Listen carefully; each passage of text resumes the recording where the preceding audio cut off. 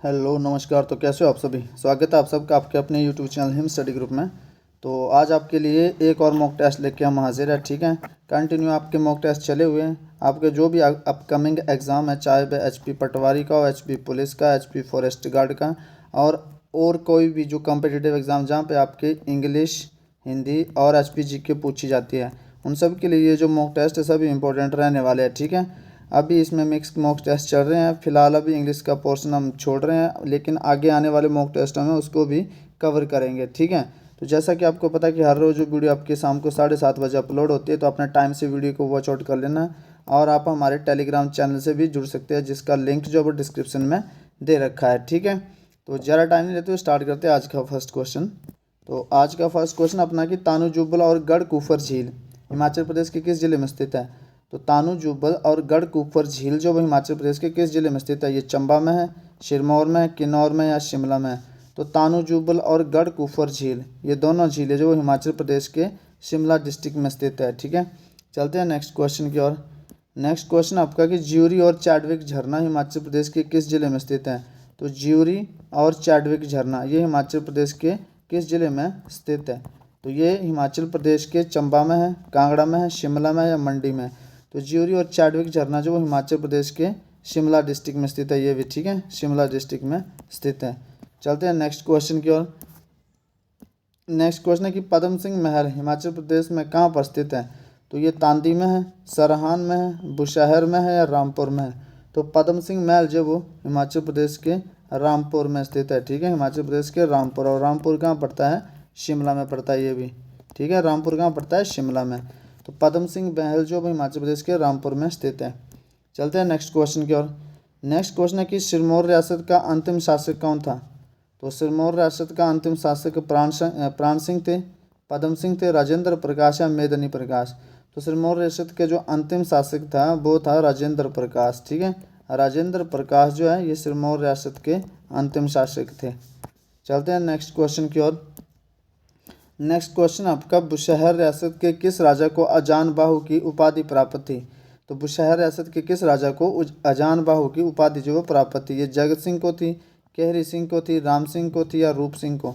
तो कहरी सिंह को। ठीक है, कहरी सिंह जो कहरी सिंह थे इनको अजान बाहु की उपाधि जो वो प्राप्त थी। ठीक है, चलते हैं नेक्स्ट क्वेश्चन की ओर। नेक्स्ट क्वेश्चन आपका सुकेती जीवाश्म पार्क किस जिले में स्थित है। तो सुकेती जीवाश्म पार्क जो किस जिले में स्थित है। ये मंडी में है, कुल्लू में है, किन्नौर में या सिरमौर में।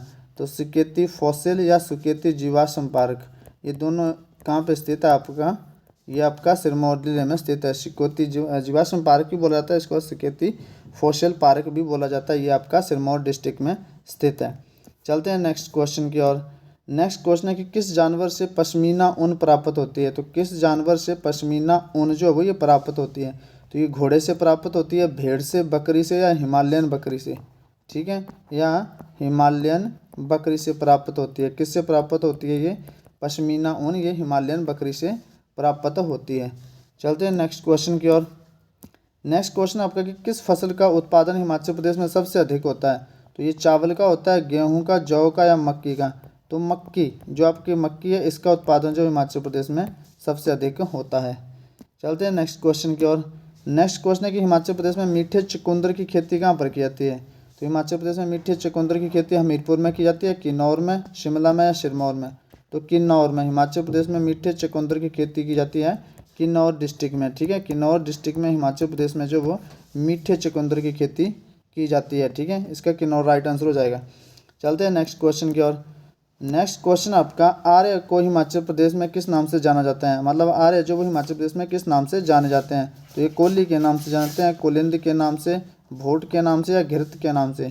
तो आर्य जो वो हिमाचल प्रदेश में कुलिंद के नाम से जाने जाते हैं। ठीक है, कुलिंद के नाम से जो आर्य को वो जाना जाता है। ठीक है, चलते हैं नेक्स्ट क्वेश्चन की ओर। अब आपका हिंदी का सेक्शन स्टार्ट है।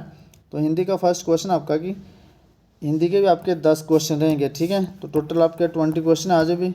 तो आपने बताना है कि 20 में से आउट ऑफ आपका स्कोर कितना रहा है। ठीक है, तो डॉक्टर और शिक्षक। फर्स्ट क्वेश्चन आपका कि डॉक्टर और शिक्षक में कौन सी संज्ञा है। ठीक है, डॉक्टर और शिक्षक। अब देखो दुनिया में डॉक्टर बहुत सारे हैं। ठीक है, डॉक्टर बहुत सारे हैं, शिक्षक जो है वो भी बहुत सारे हैं। तो आपको पता है कि ये सारी चीज़ें क्या, ये जातियाँ, कोई स्पेशल मेंशन नहीं किया गया कि डॉक्टर अमन, ऐसे नहीं बोला गया कि डॉक्टर अमन, और ऐसे भी नहीं बोला गया कि जो शिक्षक है, जो टीचर है, टीचर या शिक्षक राजेश। ठीक है, तो यहाँ किसी का नाम मेंशन नहीं किया गया। जहाँ पे नाम मेंशन करा जाए तो जैसे डॉक्टर अमन लिखा है तो आप ये बोलेंगे आपकी व्यक्तिवाचक संज्ञा, क्योंकि ये स्पेशल मेंशन किया गया है कि ये डॉक्टर अमन है। ठीक है, तो ये का व्यक्तिवाचक संज्ञा होगा जब ऐसे डॉक्टर अमन लिखा जाएगा। लेकिन यहाँ पे बोला गया कि डॉक्टर शिक्षक, सीधा जाति बता दिया। अब शिक्षक भी अनेकों और डॉक्टर भी अनेकों, तो ये कौन सी संज्ञा हो जाएगी? समूह तो बनाता नहीं है, भाव इसमें कोई है नहीं। व्यक्तिवाचक के लिए स्थान नाम का होना चाहिए, स्थान का नाम या किसी व्यक्ति का नाम, लेकिन ये रिप्रेजेंट कर रहा है आपकी जाति को। तो डॉक्टर और शिक्षक जो आपके संपूर्ण जाति को रिप्रेजेंट कर रहे हैं, तो डॉक्टर और शिक्षक में जो संज्ञा हो जाएगी वो जातिवाचक संज्ञा हो जाएगी। चलते हैं नेक्स्ट क्वेश्चन की ओर।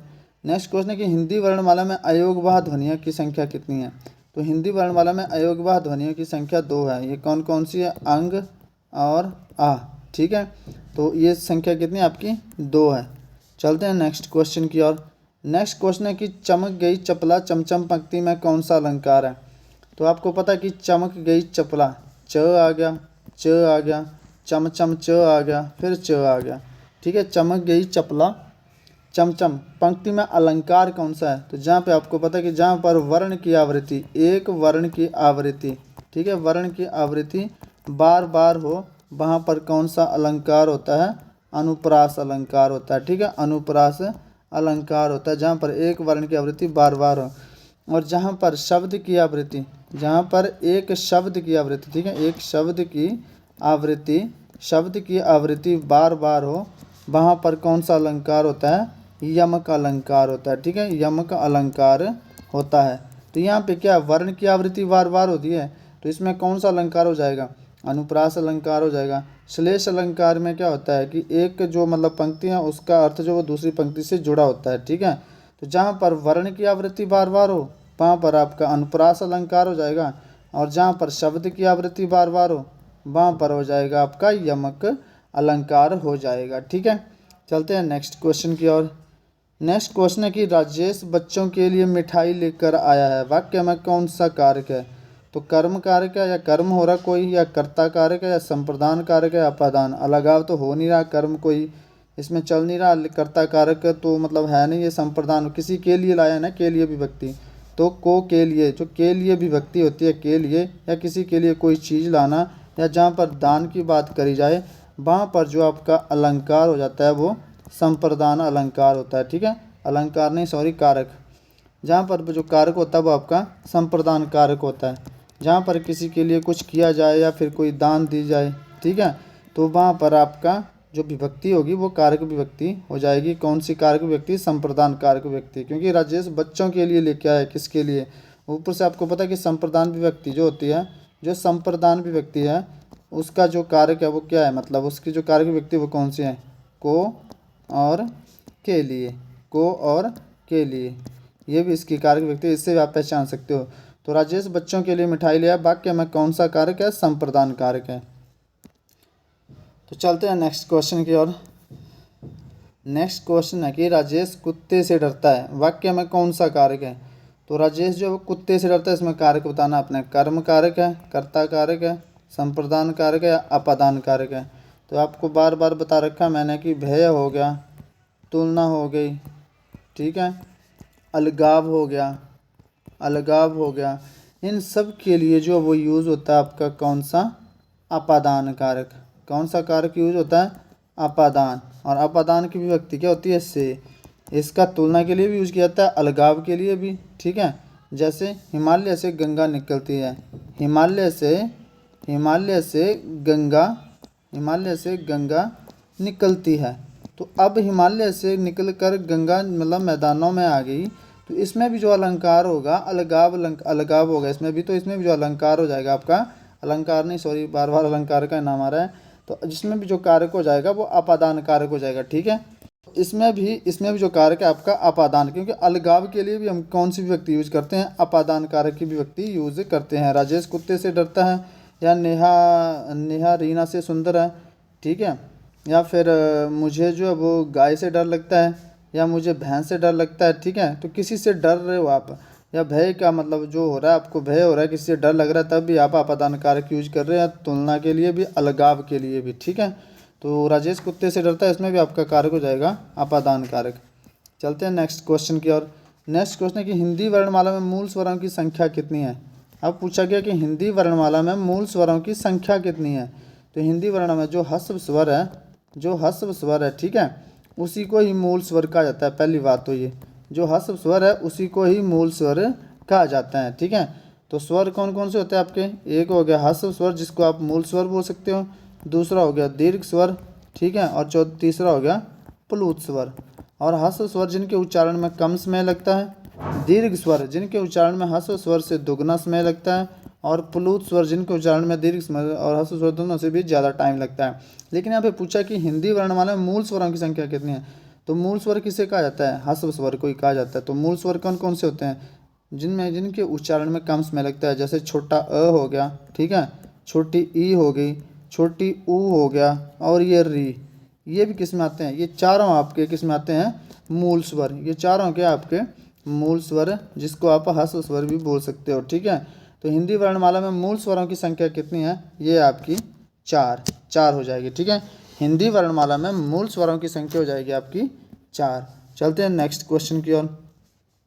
नेक्स्ट क्वेश्चन आपका, सायंकाल की बेला जब पशु वन से चरकर लौटते हैं, क्या कहा जाता है उस बेला को। सायंकाल की बेला जब पशु वन से चरकर लौटते हैं तो उस बेला को क्या कहा जाता है।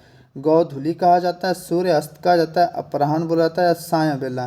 तो जब शाम को जब आपके पशु जो चर के घर आ जाते हैं तो उसको बोला जाता है गोधूलि। क्या बोला जाता है, गोधूलि कहा जाता है, गोधूलि कहा जाता है, ठीक है। क्या कहा जाता है, गोधूलि कहा जाता है। सायंकाल की बेला जब पशु वन से चरकर लौटते हैं तो उसे क्या कहा जाता है, गोधूलि। चलते हैं नेक्स्ट क्वेश्चन की ओर। नेक्स्ट क्वेश्चन है जिसके द्वारा, ठीक है, जिसके द्वारा, ये यहाँ पे क्या है, ये जिसके द्वारा। तो जिसके द्वारा कर्ता कोई काम करता है उसे क्या कहा जाता है, ठीक है। जिसके द्वारा कर्ता, जो काम करने वाला है, कर्ता कोई काम, जिसके द्वारा कर्ता कोई काम करता है, जिसके द्वारा कर्ता कोई काम करता है, यहाँ समझ लीजिए, करता है, जिसके द्वारा कर्ता कोई काम करता है उसे क्या कहा जाता है, उसे कर्म कहा जाता है, करण कहा जाता है, संप्रदान या अधिकरण। तो आपको पता है कि मैं लिखता हूँ कुछ, जैसे राजेश, ठीक है, चाकू से फल काटता है, ठीक है, राजेश चाकू से फल काटता है। और यहाँ पे बोला गया जिसके द्वारा कर्ता कोई काम करता है, तो कर्ता कौन है यहाँ पे, राजेश, ठीक है। और काम किससे हो रहा है, चाकू से हो रहा है, तो ये क्या है, कर्ण से काम हो रहा है ना। कर्ता कोई काम करता है, तो जिसके द्वारा कर्ता कोई काम करता है उसे क्या कहा जाता है। अच्छा, राजेश काम कर रहा है, किसके द्वारा कर रहा है, चाकू से। क्या काम कर रहा है, फल को काटने का काम कर रहा है, ठीक है। तो क्वेश्चन में पूछा गया कि जिसके द्वारा कर्ता कोई काम करता है उसे क्या कहा जाता है। तो राजेश चाकू क्या आ गया, कर्ण आ गया, से फल काटता है, काम क्या कर रहा है, फल काटने का कर रहा है, ठीक है। तो यहाँ पे यही पूछा गया जिसके द्वारा कर्ता कोई काम करता है, कर्ता किसके द्वारा काम कर रहा है, चाकू से। तो ये कौन सा कारक हो गया, कर्ण कारक हो जाएगा, ठीक है, सिंपल सा है। चलते हैं नेक्स्ट क्वेश्चन की ओर। नेक्स्ट क्वेश्चन है कि किस वाक्य में कर्मक क्रिया है। इस वाक्य मतलब आपने बताना इन चारों में से किस वाक्य में जो बस कर्मक क्रिया है। राम सोता है, सूर्य निकलता है, गाय बैठती है, राजेश खाता है। सीधी बात है, सकर्मक क्रिया जो होती है उसमें आपका कर्म का प्रभाव कर्ता पर नहीं पड़ता बल्कि किसी और पर पड़ता है, ठीक है। जो सकर्मक क्रिया और अकर्मक क्रिया में जिसका जो अकर्मक क्रिया होगी, ठीक है, जैसे अकर्मक क्रिया बोल दी, इसका प्रभाव जो वो कर्ता पर ही पड़ेगा। और सकर्मक क्रिया होगी, जो सकर्मक क्रिया होगी, इसका प्रभाव जो वो कर्म पर पड़ेगा, मतलब इस पर नहीं पड़ेगा, कर्ता पर नहीं पड़ेगा। अच्छा, राम सोता है, तो राम सोता है, इसमें क्रिया का ट्रांसफर हो रहा है किससे, ऐसा बोला कि राम ने सुरेश को थप्पड़ मारा। अगर राम ने सुरेश को थप्पड़ मारा तो वो तो ट्रांसफर हो गया, ठीक है, क्रिया ट्रांसफर होगी, तो उसमें तो कर्म किसी और, कर्म हो रहा है ना किसी और पर ही, तो वो कर्मक होती है। जैसे राम सोता है तो उसमें प्रभाव किस पर पड़ रहा है, कर्ता पर ही, तो यह कर्मक क्रिया हो गया। सूर्य निकलता है, सूर्य को किसी ने निकाला क्या, नहीं, खुद निकला। जो चीज़ खुद हो रही है उस पर भी क्या होता है, मतलब सूर्य पर असर पड़ रहा है ना, तो ये भी अकर्मक। गाय बैठती है, ठीक है, या गाय को किसी ने बिठाया है, गाय खुद बैठ रही है ना, कोई कर्म तो हो नहीं रहा इसमें, किसी पे ट्रांसफर तो हो नहीं रहा, किसी या कर्म पर कोई असर तो पड़ नहीं रहा। गाय बैठ रही है तो बैठती है, खुद बिठा रहे, खुद बैठी है वो, ठीक है, तो ये भी आपकी अकर्मक क्रिया हो जाएगा। अच्छा, राजेश खाता है, अब राजेश खाता है, मैं बोल रहा हूँ कि राजेश खाता है। अब राजेश खाता है तो राजेश क्या खाता है, कुछ तो कुछ खा रहा होगा, माना राजेश फल खा रहा है, ठीक है, राजेश खाता है, तो ऐसा तो नहीं है कि इसका असर राजेश पर ही पड़ रहा है। जो चीज़ वो खा रहा है वो कम तो हो रही होगी, ठीक है, तो उसका असर किसी और पर तो पड़ रहा है, ठीक है, तो कर्म तो हो रहा है कोई ना कोई। अगर राजेश फल खा रहा है तो फल कम हो रहा है, या जैसे गाय बैठती है तो उसका कुछ कम हो रहा है, सूर्य निकलता है तो उसकी क्या मतलब लाइट कम हो रही है, राम सोता है तो उसको क्या मतलब उसका सोना कम हो रहा है, कोई चीज़ उसकी कम हो रही है, नहीं हो रही है, ठीक है।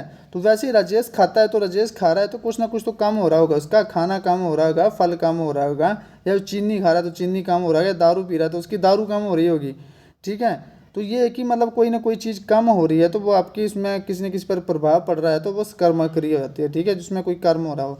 लेकिन इसमें कोई कर्म नहीं हो रहा है, ऊपर में कोई कर्म नहीं हो रहा है, राम सोता है, सूर्य निकलता है, गाय बैठती है, अपने आप ही चला है सिस्टम ये, ठीक है।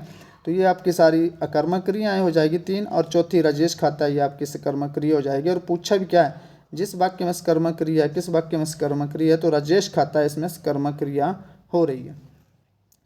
चलते हैं नेक्स्ट क्वेश्चन की ओर।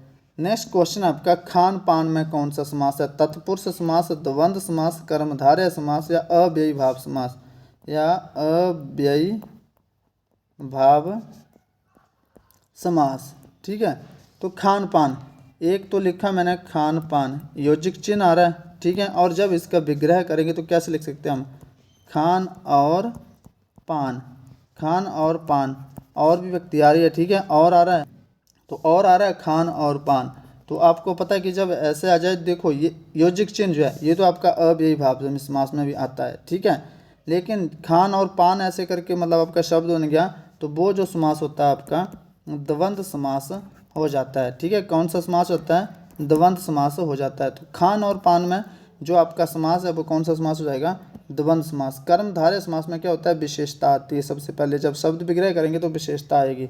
तत्पुरुष समास में कारक विभक्तियाँ आ जाएगी। अव्ययी भाव समास में अ हो गया, आ हो गया, ठीक है, अनु हो गया, यथा हो गया, प्रति हो गया, निर्भर, ये उपसर्ग लगे होंगे। तो इसमें जो आपका खान और पान, इसमें समास हो जाएगा द्वंद्व समास, ठीक है।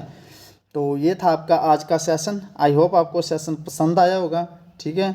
बाकी आपने वीडियो को ज़्यादा से ज़्यादा शेयर करना है, जो भी अपने कॉम्पिटिटिव एग्ज़ाम की तैयारी कर रहे हैं उनके लिए भी, और बाकी जिस भी एग्ज़ाम में आपका HP GK हिंदी इंग्लिश पूछा जाता है उन सब के लिए ये वीडियो मोस्ट इंपॉर्टेंट है, ठीक है। बाकी आगे कोशिश करेंगे धीरे धीरे इसमें कि मैथ का भी पोर्शन जो है थोड़ा ऐड करते हैं, ठीक है। तो मिलते हैं नेक्स्ट सेशन में, तब तक के लिए जय हिंद जय भारत।